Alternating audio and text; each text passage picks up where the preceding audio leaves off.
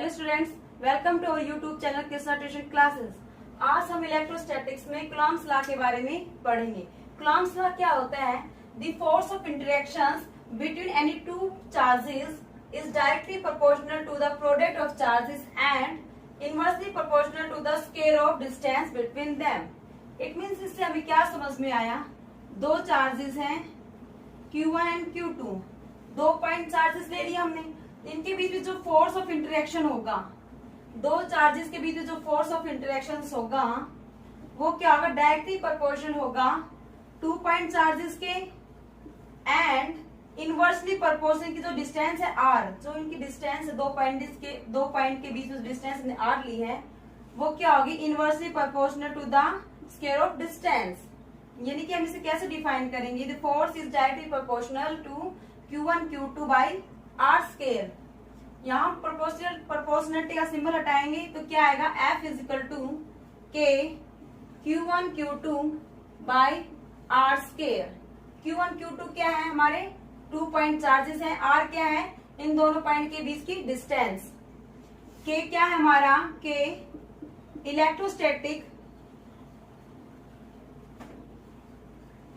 Electrostatic force constant.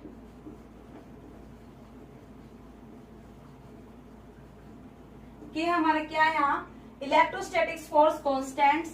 के की हम वैल्यू क्या लेंगे? 1/4 पाई एप्सिलॉन नॉट। जो हमारा के है ये किस किस पे डिपेंड करता है? के depends on the nature of medium separating the charges and its own units of system। मतलब कि के है वो नेचर ऑफ मीडियम पे डिपेंड करता है जिसमें हमने चार्ज को सेपरेट किया है। सेकंड, यूनिट्स पे डिपेंड करता है हमने सिस्टम कौन सा लिया है। जब हम के सीजीएस सिस्टम में लेंगे, सीजीएस सिस्टम में, तब के की वैल्यू क्या होगी? 1 होगी। जब एसआई सिस्टम लेंगे, जब के की वैल्यू क्या होगी? एसआई सिस्टम में के की वैल्यू क्या होगी? 9 इंटू 10⁻⁹। इसकी यूनिट हम यहां से निकाल सकते हैं। के की यूनिट क्या आएगी? K is equal to F into R square upon Q1 Q2। Force unit क्या होती है? न्यूटन। डिस्टेंस हमने क्या लिया? मीटर में, तो मीटर स्क्वायर। चार्ज की यूनिट क्या होती है? कूलम। यानी कि C इंटू C क्या हो जाएगा? ये स्क्वायर हो जाएगा। तो इसकी यूनिट क्या आ गई? 9 इंटू 10⁹। इसकी यूनिट हम क्या लिखेंगे साथ में? न्यूटन मीटर स्क्वायर पर कूलम स्क्वायर। ये इसकी यूनिट हो गई यहाँ पर। कि हमने यहाँ पर क्या लिया था? 1/4 पाई एप्सिलॉन नॉट लिया था। एप्सिलॉन नॉट क्या होता है? एब्सोल्यूट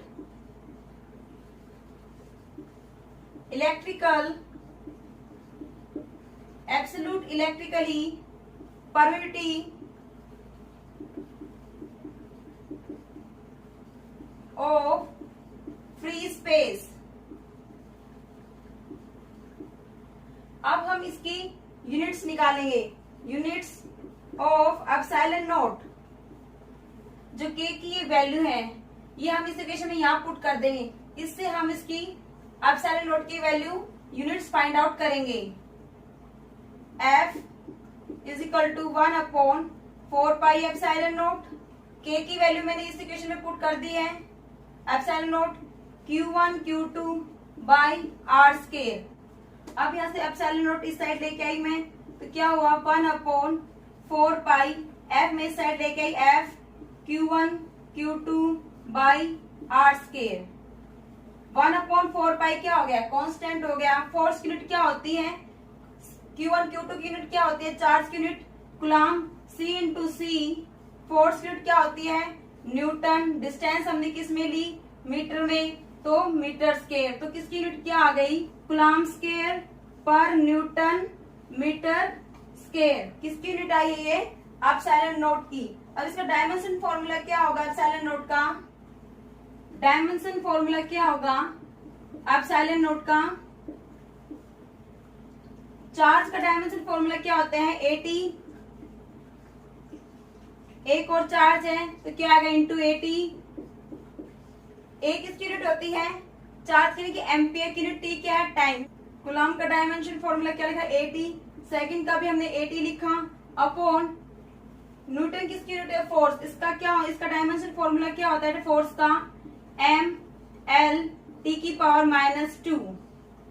और ये क्या है? मीटर स्क्वायर, तो m की पावर 2। मीटर क्या है? हमारे पास डिस्टेंस दी थी, तो ये क्या आएगी यहाँ पर? m यहाँ पर क्या है? डिस्टेंस। r क्या था हमारा? डिस्टेंस। तो डिस्टेंस हम किसमें लेते हैं? l में, तो l की पावर 2। अब इसे सॉर्ट आउट करेंगे, हमें क्या मिलेगा? m -1, एक l की पावर -3, a की पावर 2। हम इन दोनों को मल्टीप्लाई करेंगे तब, और t की पावर -4। ये t है, ऊपर जाके क्या हो जाएगा? t की पावर +2 हो जाएगा। t इंटू टी स्क्वायर, फिर t स्क्वायर इंटू, तो क्या आ जाएगा? पावर जब बेस सेम हो तो पावर क्या हो जाती है? ऐड हो जाती है, तो t की power 4।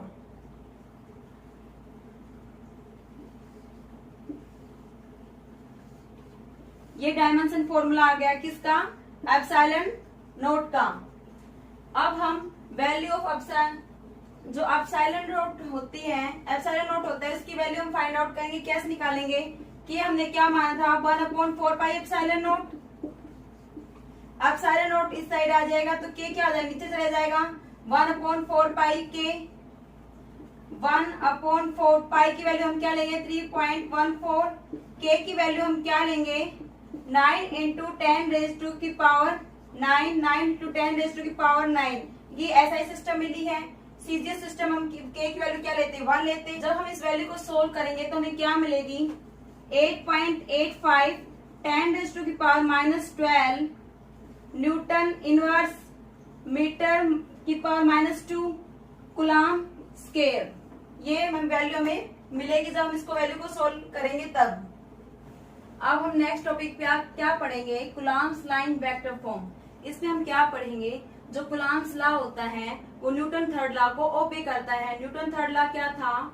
Every action and reaction are equal and opposite. इसमें भी जो फोर्स है वो इक्वल एंड अपोजिट होंगे। इसमें यही हम प्रूव करेंगे कूलम्ब्स लाइन वेक्टर फॉर्म में। और इसके लिए हम एक प्लेन लिया, मैंने एक ये एक्स लिया मैंने इस साइड, ये ऊपर मैंने वाई प्लेन लिया। यहाँ मैंने दो चार्जेस लिया जिसको मैंने ओरिजिन से मिलाया। ये क्या है? ओरिजिन। इन चार्जेस को क्या नाम दिया? Q1 था, ये Q2 चार्जेस हैं। और ये R1 R2 क्या है? इनकी पोजीशन वेक्टर। अब इन दोनों को मैंने मिला दिया। अब ये दोनों चार्जेस मैंने कैसे लिए हैं? क्या तो ये दोनों चार्जेस पॉजिटिव होंगे या दोनों नेगेटिव होंगे? दोनों पॉजिटिव होंगे तभी इनमें रिपल्शन होगा, दोनों नेगेटिव होंगे तभी भी क्या होगा? इनमें रिपल्शन होगा। मैंने ये दोनों क्या लिए हैं? चार्जेस पॉजिटिव चार्ज लिए हैं, सो इनके बीच में क्या होगा? रिपल्शन होगा। अब इन दोनों रिपल्शन होगा तो एक इस साइड फोर्स जाएगा, एक इस साइड फोर्स लगेगा। इस साइड जो फोर्स लगेगा Q2 चार्जेस पर, वो किसकी वजह से लगेगा? Q1 की वजह से लगेगा। फोर्स पे जो चार्जेस लगेगा Q2 के ऊपर, वो Q1 की वजह से लगेगा। इस साइड जो फोर्स लगेगा Q1 पर, किसकी वजह से लगेगा? Q2 की वजह से। इस साइड जो डिस्टेंस होगी वो क्या होगी? R12। और इस साइड जो डिस्टेंस होगी Q2 से Q1 की साइड, वो क्या होगी? R21। सो हम फोर्स फाउंड आउट करेंगे इस पे भी और इस पे भी कितना फोर्स है। कूलम्ब्स लॉ क्या होता है? F = K Q1 Q2 by R square. R square क्या है? डिस्टेंस, दो पॉइंट के बीच की। अब हम फोर्स फाइंड आउट करेंगे F21 पर।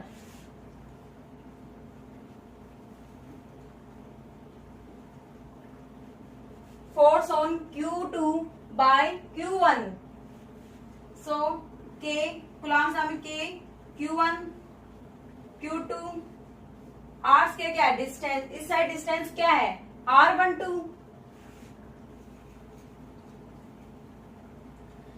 अब इसकी डायरेक्शन फाइंड आउट करने के लिए हम इसे मैग्नीट्यूड से इन यूनिट वेक्टर से मल्टीप्लाई कर देंगे। R21 यूनिट वेक्टर से मल्टीप्लाई किया तो क्या आया, K Q1 into Q2 by R square. Unit vector को हम कैसे लिख सकते हैं, vector into R12 vector upon magnitude R12, यानी कि यूनिट वेक्टर को, यानी एक यूनिट वेक्टर है, ए कोई यूनिट वेक्टर है, उसको हम कैसे लिख सकते हैं, vector into vector upon magnitude of A. Unit vector को हम कैसे रिप्रेजेंट कर सकते हैं, vector of A upon magnitude of A vector. So के Q1 इंटू Q2 R12 की स्केयर, एक ये हो गया तो मल्टीप्लाई क्या हो गया, R की पावर 3 हो जाएगी यहाँ पर, और R12 वेक्टर। R12 वेक्टर को हम कैसे लिख सकते हैं, by the using of triangle law of vector addition का यूज। दो कंटिन्यूस लाइन का जो सम होता है वो इक्वल होता है थर्ड लाइन के। R1 plus R12 is equal to R2 is equal to R12 की वैल्यू क्या आई यहां से हमारे पास, R2 vector minus R1 vector. Similarly इसी तरह हम R21 वेक्टर को भी फाइंड आउट कर सकते हैं, R1 वेक्टर माइनस R2। इसका हम आगे यूज करेंगे, इसका अभी यूज हो रहे हैं।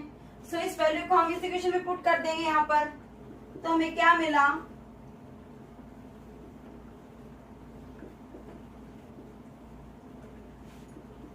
K Q1 into Q2 upon R2 minus R1 की power 3 into R2 vector minus R1 vector. ये हमारी इक्वेशन क्या हो गई, फर्स्ट। अब हम सेकंड केस में फोर्स फाइंड आउट करेंगे। F12 पर कूलम्ब फोर्स अप्लाई किया हमने, इस पर क्या मिला हमें, K Q1 Q2 R square, distance कितनी है इसकी, इस साइड R21 की पावर स्केयर। नेक्स्ट केस में हम क्या, नेक्स्ट स्टेप हम क्या करेंगे, F12 फोर्स ऑन 12 पर कितना लगा, K Q1 Q2 R21 की हम वैल्यू पुट कर देंगे यहां से, R1 minus R2 square into इसकी भी डायरेक्शन फाइंड आउट करने के लिए हम यहाँ यूनिट वेक्टर से मल्टीप्लाई कर देंगे R21। अब इसको भी हम वेक्टर फॉर्म में लिख सकते हैं, R21 vector upon R21 magnitude. इनकी वैल्यू भी हम ये रख देंगे यहाँ पर, तो क्या मिला हमें, K Q1 Q2 upon R1 vector minus R2 vector into 3 R1 minus R2 की power 3 into R1 vector minus R2।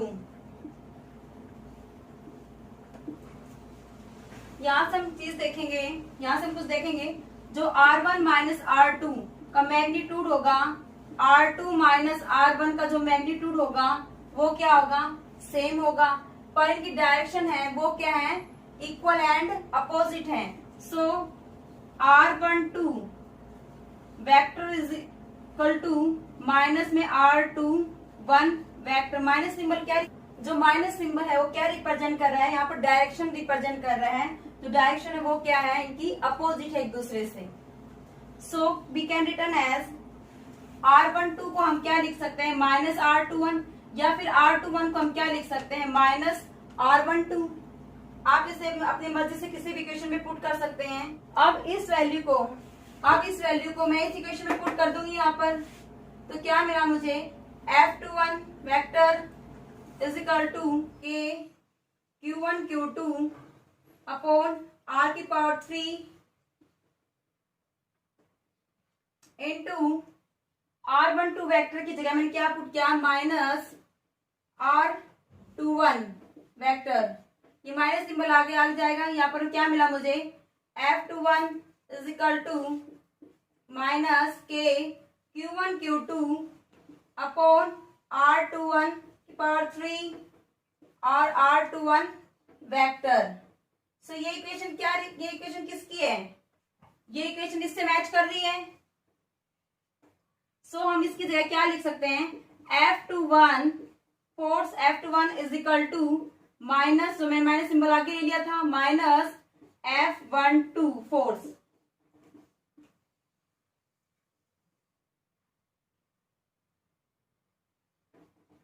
यही हमने प्रूव करना था कि वेक्टर लॉ ऑफ एडिशन में जो फोर्स होते हैं वो इक्वल एंड अपोजिट साइन के होते हैं और न्यूटन थर्ड लॉ को ओबे करते हैं। एक बार मैं आपको इसको फिर से रिकॉल करवा देती हूँ। मैंने दो चार्जेस लिए, एक एक्स वाई प्लेन के बीच में दो चार्जेस लिए, Q1 एंड Q2 लिए। ये दोनों मैंने सेम चार्जेस लिए हैं, इसलिए इनके बीच में क्या हो रहा है, रिपल्शन हो रहा है। इसलिए ये फोर्स अपोजिट लगा रहे हैं, एक दूसरे से इक्वल लगा रहे हैं पर अपोजिट लगा रहे हैं। इस साइड जो फोर्स हुआ Q2 पर, किसकी वजह से हुआ, Q1 की वजह से। तो मैंने क्या रिप्रेजेंट कर दिया, फोर्स F21 रिप्रेजेंट कर दिया इधर, और इधर F21 फोर्स रिप्रेजेंट कर दिया। Q1 पे जो फोर्स लग रहा है वो किसकी वजह से लग रहा है, Q2 की वजह से। तो मैं इसको किस से डिनोट कर दिया, F12 से डिनोट कर दिया। Q1 से Q2 की तरफ डिस्टेंस क्या ली, R12 ली, और इस साइड जो डिस्टेंस है वो मैंने क्या ली, R21 ली, और R1 R2 क्या ली, पोजिशन वेक्टर लिए हैं, Q1 और ओरिजिन के बीच की डिस्टेंस ली है। सो हम फोर्स की वैल्यू फाइंड आउट करेंगे, दोनों पे क्या आई, F21 की वैल्यू और F12 की वैल्यू फाइंड आउट करेंगे। कूलम्ब्स लॉ हमने पढ़ा था, ये होता है। तो F21 की वैल्यू फाइंड आउट की हमने पहले, और इसे R12 से मल्टीप्लाई किया, यूनिट वेक्टर R12 से मल्टीप्लाई किया। इसकी डायरेक्शन फाइंड आउट करने के लिए इसकी डायरेक्शन क्या है, इसलिए हमने इसको यूनिट वेक्टर से मल्टीप्लाई किया। यूनिट वेक्टर को हम कैसे लिखते हैं, वेक्टर अपॉन मैग्नीट्यूड, यानी कि देखिए ए वेक्टर लिया, ए यूनिट वेक्टर लिया, उसका मुझे लिखना है, तो हम कैसे लिखेंगे, vector of A upon magnitude of A vector. So मैंने इसको रिप्रेजेंट ऐसे किया, यहाँ पर इसको वेक्टर फॉर्म में लिख दिया मैंने, यहाँ पर के Q1 Q2, ये क्या हो गया, दोनों को मल्टीप्लाई किया तो R की पावर 3 हो गया 1 2, फिर ये वेक्टर फॉर्म में आ गया। इसको हम triangle law of vector addition से हम लिख सकते हैं। इस इक्वेशन कैसे लिखा, फिर हमने सेकंड फोर्स फाइंड आउट किया, F12 पर सेकंड फोर्स फाइंड आउट किया। फिर इसको भी डायरेक्शन फाइंड आउट करने के यूनिट वेक्टर से मल्टीप्लाई कर दिया, R21 यूनिट वेक्टर से मल्टीप्लाई किया हमने इसको। तो इक्वेशन को मैंने ऐसे रिप्रेजेंट, यूनिट वेक्टर जो ओपन किया तो इस वेक्टर फॉर्म में और अपॉन मैग्नीट्यूड फॉर्म में आ गया। अब इन दोनों की मल्टीप्लाई करके क्या आ गया, R1 माइनस R2 की power 3, R1 vector minus R2 आ गया। So R1 minus R2 magnitude is equal to R2 minus R1 magnitude, यानी इन दोनों का जो मैग्नीट्यूड होगा वो क्या होगा, इक्वल होगा, पर जो डायरेक्शन है वो क्या है, इनकी अपोजिट है। So R12 is equal to minus R21 लिख सकते हैं, या फिर आप इसे ये भी लिख सकते हो, R21 vector is equal to minus R12, यानी कि माइनस सिंबल आप इस इक्वेशन इधर भी दिखा सकते हो और इधर भी दिखा सकते हो। मैंने अपने अकॉर्डिंग इसको माइनस सिंबल को R21 की साइड रिप्रेजेंट किया है, कि माइनस सिंबल क्या रिप्रेजेंट कर रहा है, इनकी डायरेक्शन को रिप्रेजेंट कर रहे हैं। इक्वल तो है पर ये क्या है, अपोजिट है। सो इसकी वैल्यू मैंने इक्वेशन में पुट कर दी, इस इक्वेशन में इसकी वैल्यू मैंने पुट कर दी, यहाँ पर R12 की जगह ये वैल्यू मैंने यहाँ पर पुट कर दी। तो ये इक्वेशन कैसी हो गई, ऐसी इक्वेशन हो गई। ये इक्वेशन किससे मैच कर रही थी, इससे मैच कर रही थी इक्वेशन। तो मैं इसको कैसे रिप्रेजेंट कर दिया, माइनस F12, यानी कि यहाँ पर F21 फोर्स है वो क्या हो गया, माइनस F12, यानी कि फोर्स क्या है, इक्वल है, पर क्या आ गए, अपोजिट डायरेक्शन हो गए। यही कूलम्ब्स लॉ में हमने पढ़ा था, न्यूटन थर्ड लॉ में हमने पढ़ा था, जो फोर्स होते हैं वो इक्वल एंड अपोजिट होते हैं। आज की वीडियो में हम इतना ही पढ़ेंगे। Thank you.